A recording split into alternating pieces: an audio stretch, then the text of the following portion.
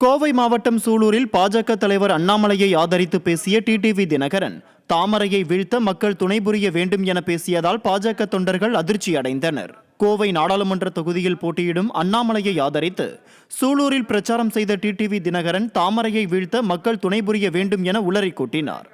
இதனால் பாஜகவினர் அதிர்ச்சி அடைந்த நிலையில் அண்ணாமலைக்கு குக்கர் சின்னத்திற்கு வாக்களிக்க வேண்டும் என டிடிவி தினகரன் அடுத்த அதிர்ச்சியை கொடுத்தார்.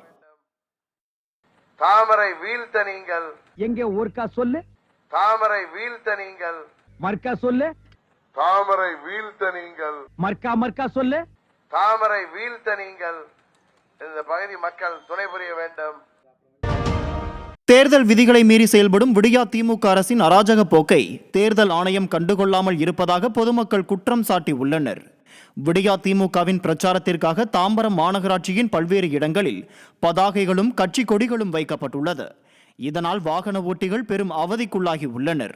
இது குறித்து தேர்தல் நடத்தும் அதிகாரிகளிடம் பொதுமக்கள் கேள்வி எழுப்பிய போது முன்னுக்கு பின் முரணாக பதிலளித்துள்ளனர். இதனால் ஆத்திரமடைந்த பொதுமக்கள் தேர்தல் விதிகளை பின்பற்றாத திமுக வேட்பாளர்கள் மீதும் அதிகாரிகள் மீதும் நடவடிக்கை எடுக்க வலியுறுத்தி உள்ளனர்.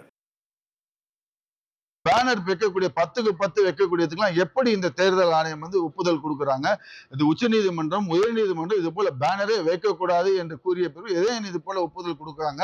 இதுல இருந்து என்ன தெரியுதுன்னா, மக்களுக்கு இந்த தேர்தல் ஆணையத்தின் மீது கொஞ்சம் கூட நம்பிக்கை இல்லாத ஆகுது. ஆனா தாம்பரம் மாநகராட்சி ஆணையர் அவர்கள் ஒருதலைபட்சமாக ஒரு குறிப்பிட்ட கட்சிக்கு தான் சாதகமாக செயல்படுகிறார். இந்த ஆணையரை உடனடியாக மாற்ற வேண்டும்.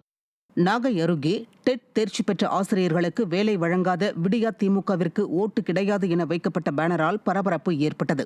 பொம்மை முதல்வர் ஸ்டாலின் சட்டமன்ற தேர்தல் அறிக்கையில் 2013ஆம் ஆண்டு டெட் தேர்ச்சி பெற்ற ஆசிரியர்களுக்கு படிப்படியாக பணிகள் வழங்குவோம் என்று அறிவித்திருந்தார். ஆனால் விடியா ஆட்சி அமைந்து 3 ஆண்டுகளாகியும் 40,000 வேலையில்லா ஆசிரியர்களுக்கு இதுவரை பணி வழங்கவில்லை. இந்த நிலையில் பூப்பட்டி தம்பிரான்குடிக்காடு பகுதியில் விடியா அரசை கண்டித்து ஆசிரியர் ஒருவர் தனது வீட்டில் நாடாளுமன்ற தேர்தலில் திமுகவிற்கு ஓட்டு கிடையாது என்று பதாகை வைத்துள்ளார்.